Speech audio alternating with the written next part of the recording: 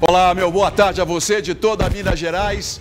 Receba o meu abraço, o meu pedido que Deus abençoe a cada um, a cada uma. Estamos começando o nosso Alterosa Urgente pela nossa TV Alterosa para toda a Minas Gerais. E é uma alegria poder entrar na sua casa e estar com você, trazendo as principais notícias da nossa Minas Gerais. Que saudade, gente, que saudade de vocês. E vamos em frente. Olha, nós vamos abrir a nossa primeira edição do Alterosa Urgente com uma notícia de última hora, direto lá de Israel, do Oriente Médio, da Jordânia. Eu quero que você veja comigo essas imagens.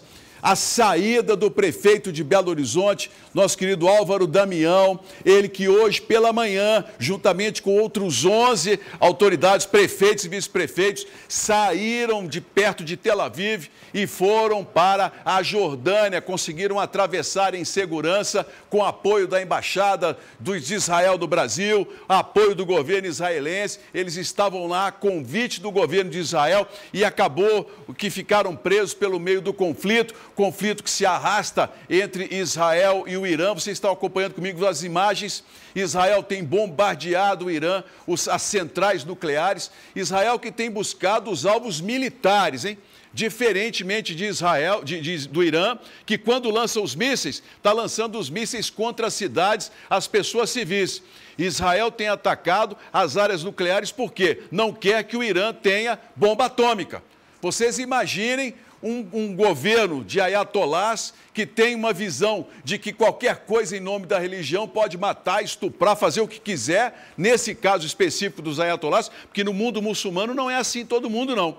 A gente tem que deixar claro que entre os muçulmanos há uma grande quantidade daqueles que veem o mundo muçulmano como uma forma de respeito, de diálogo, mas há aqueles que usam da religião para poder achar que podem fazer qualquer coisa. É o que aconteceu com aquele ataque do Hamas em 7 de outubro. Estuprou, matou, queimou e agora Israel está atacando o Irã para tirar a possibilidade que o país tenha as armas nucleares. Nós vamos ao vivo com o repórter André Rocha, que vai trazer as nossas atualizações. André, meu boa tarde a você.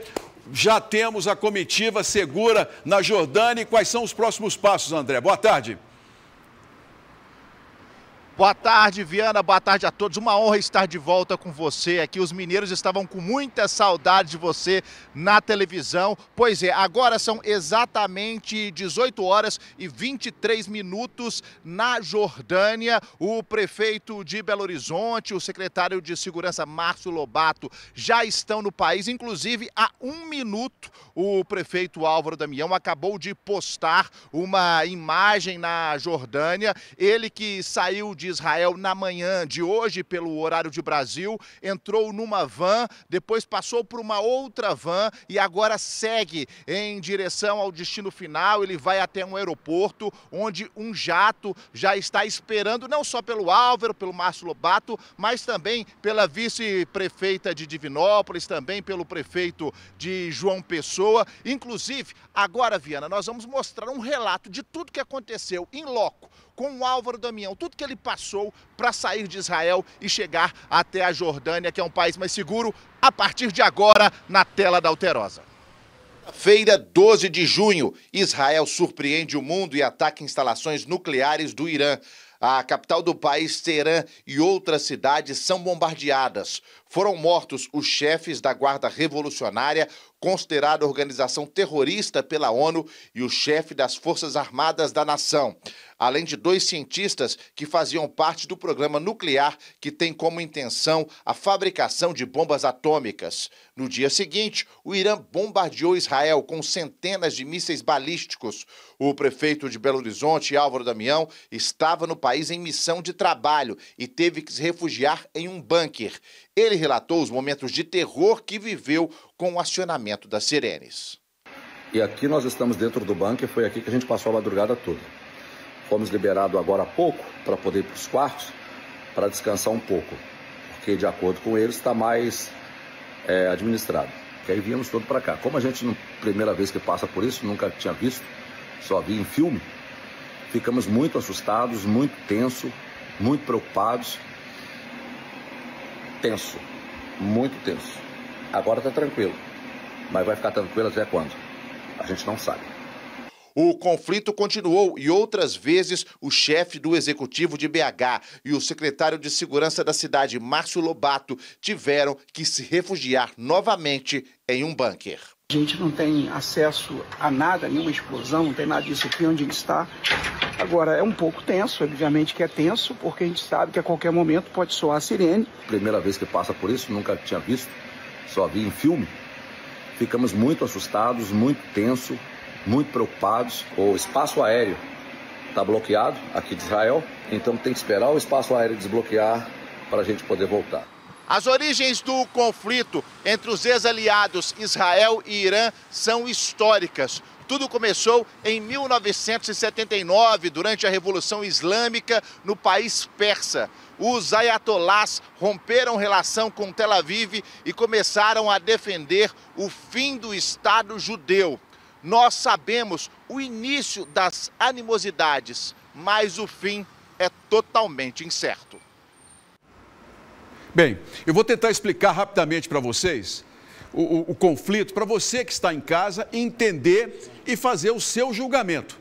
A questão é a seguinte: em 7 de outubro de 2023, o Hamas atacou os kibbutz no sul de Israel, matou 1.200 pessoas a sangue frio, estuprou, queimou gente viva, sequestrou criança, matou gente no cativeiro.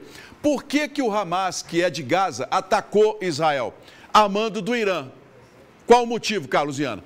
Israel tem os árabes como primos, são os chamados acordos abrâmicos. Israel quer que a Arábia Saudita, os Emirados Árabes reconheçam o Estado de Israel. Estava quase conseguindo. O Irã não é árabe, o Irã é persa e é contra esse acordo, porque eles querem o fim e a extinção de Israel. Daí o ataque virulento do Hamas. Como isso feriu Israel de uma forma muito profunda, Israel, então, agora, juntamente com a ONU, assumiu essa questão do risco nuclear e atacou as bases militares do Irã. Não está atacando as cidades iranianas. E o conflito que você está vendo, que pegou as autoridades brasileiras. Como grupo parlamentar Brasil-Israel, do qual eu presido, nós participamos da negociação que trouxe de volta esses 12 brasileiros. Ainda temos outros 28 que estão lá em Israel, entre prefeitos, técnicos, professores, que serão transportados aos poucos para o Brasil. Por que aos poucos? Porque não há passagem aérea para que eles venham de Amman para o Brasil. O grupo do prefeito Álvaro Damião, cadê o mapa da região? Vamos tentar mostrar o mapa aqui da região, que eu vou explicar para as pessoas. Observem bem, está aqui Israel, onde eles estavam próximos de Tel Aviv, e o que aconteceu? Eles subiram até Jerusalém e atravessaram para a Jordânia, em direção a Amman, aqui nessa parte mais alta. Eles vão seguir de Amman para a Arábia Saudita. Então, daqui de Israel até Amman foi aproximadamente 2 horas de van, e de Amman até cruzando o deserto do Sinai, até lá na capital, na cidade de Riad, eles vão gastar aproximadamente 4 horas pelo deserto até conseguirem embarcar. Dos 12, 3 permanecem em Amman, que estão sob a responsabilidade do governo de Israel e embarcam para a Europa em voos comerciais, e 9 devem embarcar num jato particular ligado a coisa. Nós temos imagem do grupo, não é isso? Cadê a imagem do grupo que nós conseguimos hoje pela manhã, mostrando já o deslocamento nessa região? E eu vou pedir novamente esse mapa daqui a pouco. Ok, está aí. Vamos lá, vamos ver. Tem áudio? Coloca o áudio para a gente. Já do prefeito na van com o grupo, depois de atravessarem. Bora, Cícero! Vamos, bora! Graças a Deus! Bora, Flavinho! Que Deus nos acompanhe! Bora! Bora! Deus nos acompanhe, como sempre! Acabamos de descer, essa é a van que nos trouxe. Essa é a fronteira de Israel com a Jordânia. E agora nós vamos entrar, olha a fila. Agora pegar a mala aqui e entrar. Bora. Vamos lá. Graças a Deus está tudo bem. Aqui é o seguinte, nós estamos numa Chegaram e ficaram mais ou menos 2 horas aguardando porque a embaixada brasileira em Amman não havia providenciado o transporte, porque o carro de Israel não pode rodar na Jordânia. Ficaram 2 horas lá aguardando. Eu acompanhei pessoalmente, juntamente com o embaixador de Israel, o deslocamento deles. E agora, já em segurança na Jordânia, vão para a Arábia Saudita e, naturalmente, de lá para o Brasil. E eu quero fazer aqui uma recomendação, porque muitas pessoas que estão com parentes lá em Israel, perguntando o que fazer. Olha, a recomendação é de que aguardem nos próximos dias em segurança próximo dos abrigos, até que a gente tenha uma visão sobre como o conflito vai continuar e se há possibilidade do espaço aéreo abrir. Porque é o seguinte, prestem muita atenção, sair daqui, olha, em direção ao Egito, passando aqui pela fronteira, essa região é muito perigosa. Existem milícias aqui islâmicas que atacam os ônibus. Fazer isso sem segurança é um risco muito grande para quem está em Israel. Da mesma forma, quem quiser sair particularmente e ir em direção à Jordânia, também tem o risco do deslocamento durante esse período. E os turistas que estão lá não estão sob a responsabilidade do governo israelense, estão sob a responsabilidade do governo brasileiro. Então, se você tem parentes em Israel, eu sei de uma família da médica aqui em Lagoa Santa, sei de grupos de jovens que estão na Galileia, muito cuidado nessa decisão, porque se arriscarem sair pela Jordânia, pode dar certo. Mas na eventualidade de algum ataque, tem que parar e buscar algum abrigo. Isso pode gerar alguma confusão. E outra coisa, lá em Amman, não tem aviões suficientes para poder transportar todo mundo que está fugindo da região. É preciso tomar cuidado, porque pode chegar lá em Amman e não conseguir. Por isso é que o grupo brasileiro que ainda está em Israel vai ter dificuldade para sair, porque é preciso ter certeza de que vão conseguir um embarque em direção à Europa e tudo isso. Então, a pessoa que você tem parentes lá em Israel, né, a minha opinião é aguarde mais alguns dias. 2, 3 dias em segurança nos hotéis, até que a gente tenha uma noção clara do que fazer. Eu conversei hoje pela manhã com o encarregado de negócios do Brasil, um ministro conselheiro. Há aproximadamente 190 pessoas que querem voltar para o Brasil e nós vamos começar a trabalhar em Brasília no âmbito de fazer um socorro para essas pessoas. Ou o avião vai para o Egito, como foi a retirada do pessoal via Gaza, que está aqui, olha, saíram de Gaza, foram para o Cairo. Lembra, o Brasil mandou os aviões da FAB? Agora é possível que a gente possa fazer isso também para retirar os brasileiros que estão em Israel, ou pelo Cairo, ou pela própria Amman. Mas para isso a gente depende que o conflito vá para uma parte maior de diálogo, que o espaço aéreo volte a abrir e o governo brasileiro possa fazer o socorro. O governo brasileiro, que inclusive está com problemas em Israel, em as críticas do presidente e o governo de Israel, na persona não grata ao presidente brasileiro, quer dizer, não há negociações, mas nós estamos atentos lá para poder resolver. Graças a Deus, boas notícias, né? Vamos à nossa Belo Horizonte. A velocidade máxima permitida na via expressa deixa de ser de 80 km. E você que gosta de ficar com o pé fundo, vai passar para 60 km. Ô André Rocha, por que essa decisão da prefeitura numa cidade que está praticamente parada, André? Pois é, Viana, de acordo com a prefeitura, a intenção é reduzir o número de acidentes. Essa diminuição de velocidade máxima vai do Coração Eucarístico, exatamente perto de uma universidade, de uma estação do metrô, até o limite com Belo Horizonte. Portanto, a partir de hoje, os motoristas só podem trafegar até 60 km por hora. No restante da Via Expressa, já era 60 km por hora. Portanto, os radares vão ser instalados de acordo com a prefeitura e pelo menos 20 placas vão ser colocadas exatamente para informar sobre a mudança na velocidade máxima. Deixa eu te dar um dado, Viana, para que as pessoas possam saber. De janeiro a maio, só na Via Expressa, foram 285 acidentes e 61 pessoas ficaram feridas. Mas um detalhe, a maior parte desses acidentes ocorreu exatamente no trecho que já era 60 km por hora, que é entre o centro de Belo Horizonte e o Coração Eucarístico. 70% desses acidentes, aliás, ocorreram nesse trecho que já tinha tido a velocidade diminuída. Agora, realmente, é saber se vai surtir algum efeito na Via Expressa agora entre o Coração Eucarístico e o Limite com Contagem. Viana.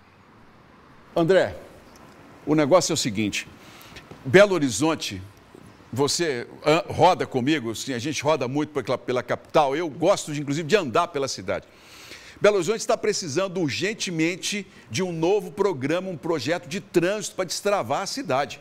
Nós estamos precisando de obras aqui e agora, com o prefeito começando, o Álvaro está no começo dele, já mostrou preocupação, isso é importante para nós, porque é congestionamento atrás de congestionamento. Quem sai de Venda Nova leva 2 horas, muitas vezes, para chegar ao centro de Belo Horizonte. Para sair para Contagem, uma luta ali pela Via Expressa no início da manhã e no início da tarde. A redução de velocidade, eu entendo o posicionamento da BH Trans. É uma questão de você diminuir o número de acidentes, inclusive de trazer menos risco, porque é melhor você andar mais devagar e rodar do que você constantemente estar enfrentando pequenas paralisações ou grandes por conta do excesso de velocidade.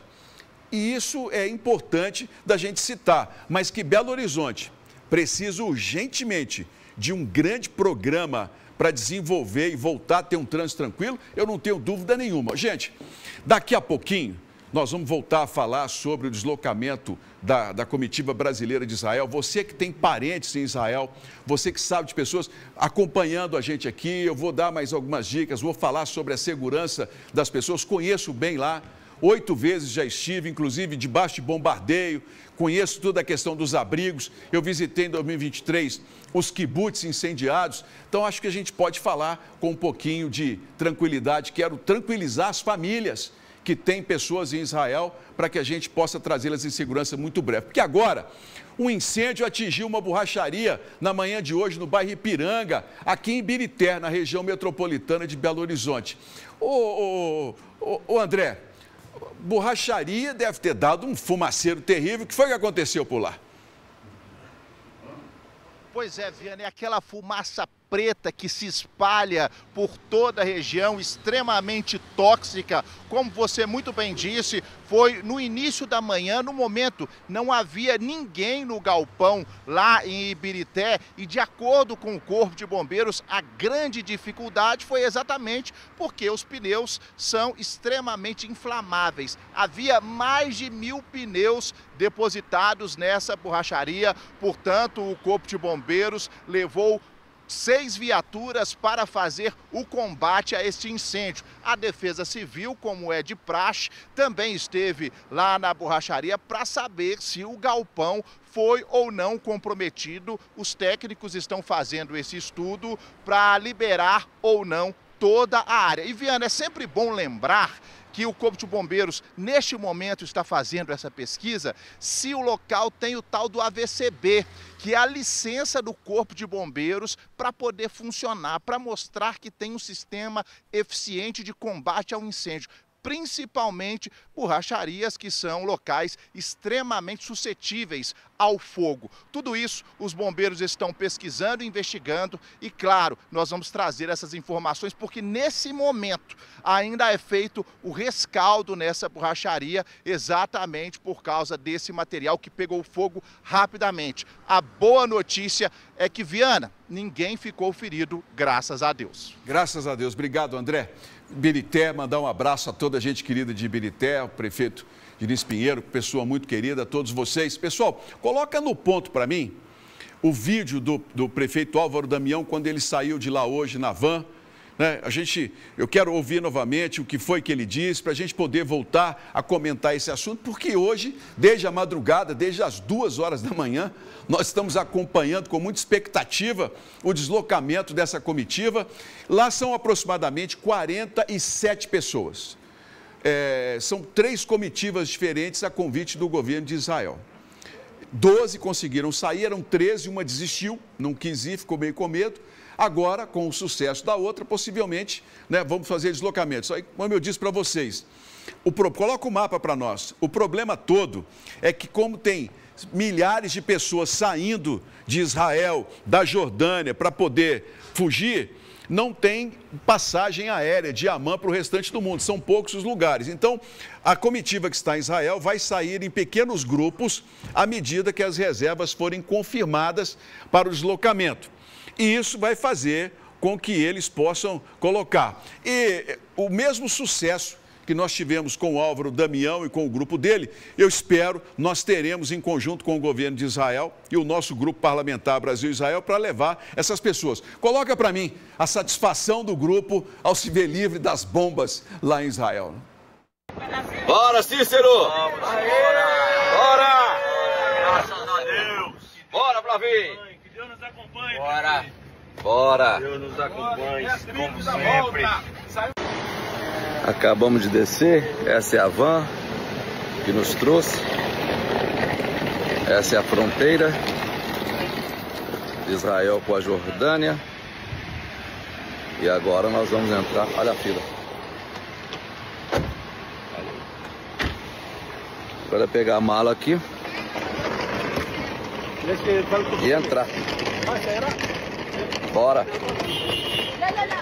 Vamos lá. Graças a Deus está tudo bem. Aqui é o seguinte, nós estamos numa fila esperando o ônibus. Ainda estamos em território israelense. O ônibus é apenas para atravessar a ponte para o outro lado. Você atravessa no ônibus, 5 minutos, e já estaremos em território jordaniano.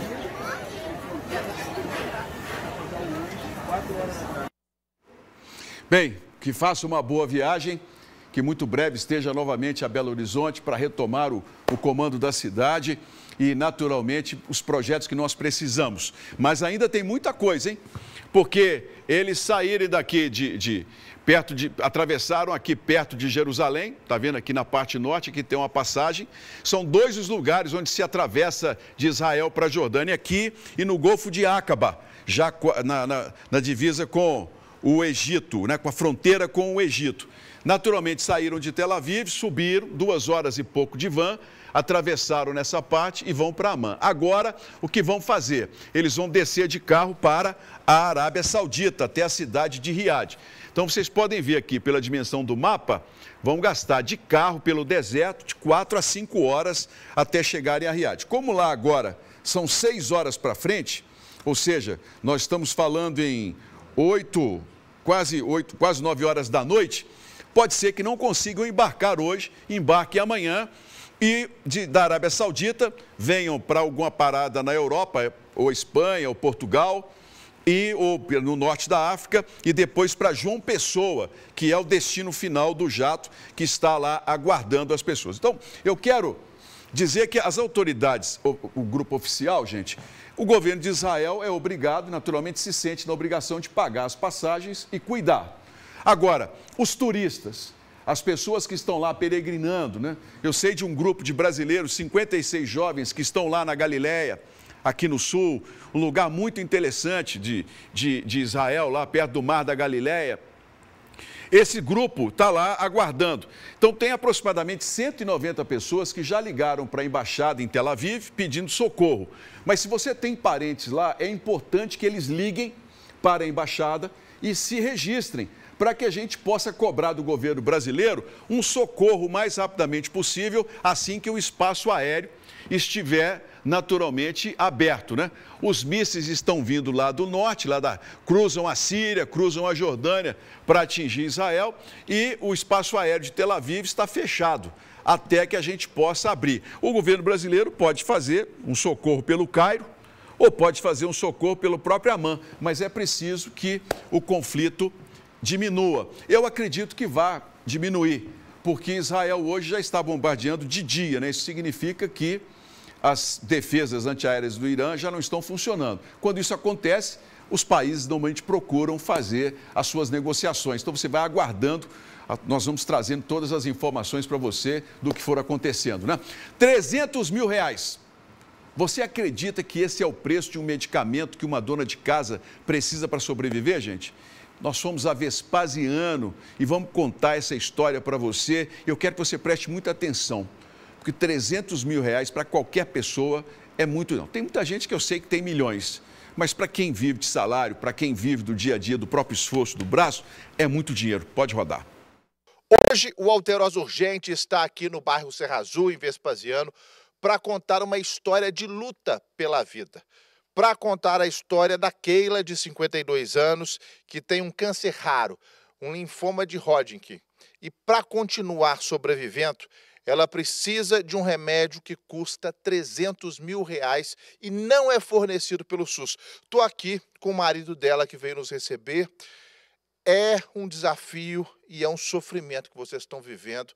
Afinal de contas, é a vida da Keila que está em jogo. Com certeza, é isso mesmo. Vocês estão tentando de tudo? Como é que é? Estamos tentando, o tratamento é muito difícil de comprar, muito caro. Aí nós tivemos que entrar na justiça, né? Mas aí agora é esperar a justiça, né? Porque não é fácil, está de alto custo, né? Então não temos condições, então é esperando. E sem esse remédio, provavelmente ela não tem chance. Não tem chance, não. Não tem chance, não. Seria esse remédio mesmo, medicamento. Então vamos fazer o seguinte, vamos na sua casa conhecer a Keila, conversar com ela e falar sobre essa luta pela vida. Então, chegando aqui na sala da Keila, os parentes dela estão aqui, a sobrinha. Keila, a senhora, primeiro agradecendo receber a gente, a senhora está lutando pela vida, né? Estou lutando muito. Junto com Keila, toda a família sofre e teme pelo pior. É muito triste a gente ver a irmã da gente assim, porque toda vez que ela vai para o hospital, às vezes ela foi para o CTI e a gente pensa assim, dessa vez ela não vai aguentar, e ela luta, sabe? Ela é forte, guerreira. Então eu faço um apelo para que eles consigam liberar rápido esse medicamento para ela, que a única forma que ela tem hoje para viver é tomando esse remédio. E cada dia para ela é um dia a menos. Ela não vai aguentar esperar muito tempo. E a senhora precisa de um medicamento que custa R$300 mil. É a diferença entre você continuar vivo ou não. É a diferença, faz muita diferença. Esse remédio que vai me continuar a vida. Esse remédio, ele chama Nivolumab. Nivolumab, 100 miligramas. A cada 2 semanas ela tem que tomar 2 doses, até conseguir a remissão completa. Está aqui o receituário. Esse remédio não é fornecido pelo SUS e custa R$300 mil. A senhora não tem a mínima condição de comprar isso. Não tem a mínima condição. Está na justiça, mas não sei quando vai sair pela justiça. Pode demorar 1 ou 2 anos e eu preciso tomar isso. E se demorar 1 ou 2 anos, a senhora pode não aguentar? Não aguentar. A senhora está lutando contra esse câncer há 2 anos, mais ou menos, né? Já tentou de tudo e essa luta é muito difícil. Eu estou desde 2022, aí, acho que 2022. Que a senhora olhasse para essa câmera aqui do Alterosa Urgente e fizesse um apelo para que o judiciário se sensibilize, para que as pessoas se sensibilizem e que para a senhora consiga esse remédio. Eu quero muito tomar esse remédio, eu quero muito renovar a minha vida. E antes dessa doença, eu trabalhava muito. Eu assim, não estou sentindo a mesma mais. E depois dessa doença, eu só no hospital, internada. E eu não tenho mais vida, eu estou tomar esse remédio que vem pela justiça. Eu queria muito tomar esse remédio para renovar a minha vida de novo. E você que está aí do outro lado da tela, se puder ajudar a Keila, a gente faz esse pedido e, principalmente, que a justiça seja feita. Que a senhora consiga viver. Então, essa foi aqui para o Alterosa Urgente, a história da Keila, e que a gente possa, na próxima reportagem, mostrar que ela conseguiu esse medicamento. Parabéns, André. Parabéns. Brilhante. Agora, ainda tem gente que reclama, né? Às vezes eu vejo pessoas com uma dificuldade pequena, às vezes um momento difícil, que é uma questão de olhar para a história dessa senhora, do que ela está para viver. Um exemplo de vida. A mulher quer viver, ela quer sobreviver, ela quer ter família, quer ter o cuidado. E o que dificulta grandemente no Brasil, gente, e eu falo pelo conhecimento que obtive, é que esses medicamentos, até serem aprovados pela Anvisa, eles demoram 2, 3, às vezes 7 anos, porque quando eles podem ser fabricados rapidamente, os laboratórios brasileiros tornam o preço muito mais acessível. Inclusive tem um projeto meu sobre isso, e de que esses medicamentos lá fora possam ser registrados aqui rapidamente. Já tem uns estudos lá, para que tem que fazer tudo de novo aqui? É uma incoerência esse tipo de coisa. O laboratório lá é o mesmo laboratório no Brasil, muitas vezes. É uma questão de responsabilidade. Se esse medicamento chegar rápido ao Brasil, a esperança de vida dela e de outras milhares de pessoas que sofrem do mesmo problema aumenta. E o custo diminui muito para isso. E acaba tendo que ir para o judiciário. Não é isso, André? Acaba tendo que ir para o judiciário, tem que pedir a justiça coloca obrigatoriedade nas prefeituras, as prefeituras muitas vezes não têm o orçamento para pagar a medicação de uma hora para outra. É uma história muito cruel essa de quem precisa de um medicamento raro em nosso país. Exatamente, Viana, quantas reportagens nós já fizemos nesse sentido e o judiciário acaba ficando estrangulado porque tem que dar várias decisões nesse sentido. No caso da Keila, o judiciário ainda não concedeu o direito de ela ter esse medicamento. Viana, eles fizeram uma vaquinha para tentar arrecadar esse dinheiro. Até agora, nessa vaquinha, eles arrecadaram 20 mil reais, mas eu tenho certeza que com a sua força, com a força do Alterosa Urgente, nós vamos conseguir ajudar. Vou só dar aqui rapidamente, Viana, qual que é essa vaquinha? É só entrar no site vaquinhacomk.com.br,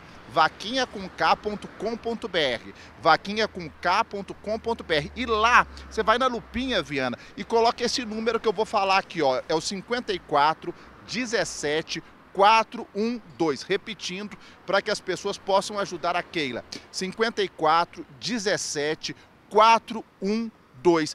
E Viana, ela só está nesse estado porque ela precisava antes tomar um remédio, que custava 15 mil reais. Como ela não conseguiu esse remédio, ela foi piorando e agora vai ter que tomar esse outro de 300 mil, que não, como você mesmo disse, não é fabricado no Brasil, é um remédio importado. Só repetindo, o pessoal está pedindo aqui, então é só entrar na vaquinha.com.br, vaquinha com K, viu, gente? E lá na lupinha você vai digitar esse número, 54 17 412. Lá tem todas as informações, tem os laudos mostrando, isso não é golpe, isso não é nada de errado, eles vão usar o dinheiro exatamente para salvar a vida da Keila. Tem o laudo da Santa Casa, que é onde ela faz o tratamento, tem o laudo médico, tem tudo explicando, tem as fotos dela, Viana, para que ela possa conseguir se salvar, e a gente torce por isso, Viana. Ok, obrigado, André. É muito cruel, porque é só quem está passando por uma situação dessa, de doenças raras, de um medicamento raro, que sabe o quanto isso custa. E a família toda no entorno vive um momento de muita angústia. A gente precisa ter muita solidariedade, sabe? Começar a fazer as coisas andarem mais rápido, medicamento ser registrado mais rápido, para poder chegar até as pessoas, ter o orçamento, quer dizer, olha, quantos no Brasil, com tanto dinheiro que a gente tem, a gente não pode socorrer essa família, gente.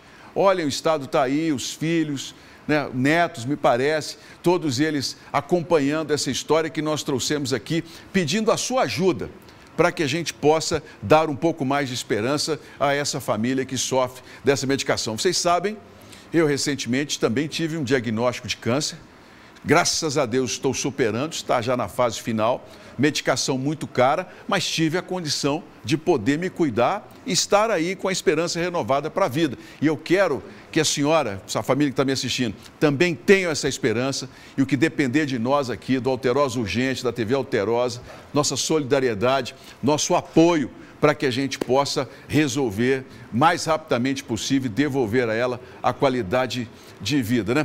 Quero voltar a falar sobre Israel com o mapa aqui, que a gente, hoje é o assunto do dia, desde a madrugada, você que está chegando agora de toda Minas Gerais, conseguimos tirar 12 autoridades que estavam perto de Tel Aviv, atravessaram, né, pela Jordânia, aqui logo acima de Jerusalém, e estão em Amã e vão de carro para a Arábia Saudita, 9 deles, outros 3 voltam para o Brasil. Nós ainda temos aproximadamente 28 pessoas de uma comitiva oficial, nessa mesma que estava o Álvaro, 2 comitivas diferentes, uma de Goiás, Brasil Central, e outra do Sudeste. E nós conseguimos fazer com que eles saiam daqui a pouco. O que vai acontecer? À medida que tiver espaço aéreo, que tiver passagem aérea de Amman para a Europa, esses grupos vão sendo transportados. No total, eram 47 pessoas, 40 pessoas de prefeitos, vereadores, técnicos e um grupo também da comunidade LGBT. Israel convidou um grupo de LGBT para participar da chamada Parada Gay lá em Tel Aviv, que não acabou acontecendo. Essas pessoas estão lá. Todos esses são responsabilidade do governo de Israel. Então, eles vão pagar passagem, vão garantir a segurança até a travessia da Jordânia. Minha preocupação são com os turistas. O Itamaraty não tem a menor noção da quantidade de brasileiros que estão em Israel. Estão pedindo para que as pessoas liguem para a embaixada em Tel Aviv, se registrem. Já temos 190 nomes de brasileiros que estavam lá, ou moram, ou estavam passeando em Israel, buscando um retorno para o Brasil. À medida que o conflito for diminuindo, nós vamos buscando saídas para ajudar e você vai acompanhando comigo amanhã. Amanhã, hein? Todos os dias, nós estaremos juntos, 1h20 da tarde, pela sua TV Alterosa, o Alterosa Urgente, com as principais informações dos comentários que você gosta, a firmeza, o equilíbrio e a responsabilidade. Amanhã, se Deus quiser, a 1h20, direto de Brasília, uma ótima tarde para vocês. Fique agora com a novela Caverna Encantada. Deus abençoe a todos. Vamos embora, Minas Gerais!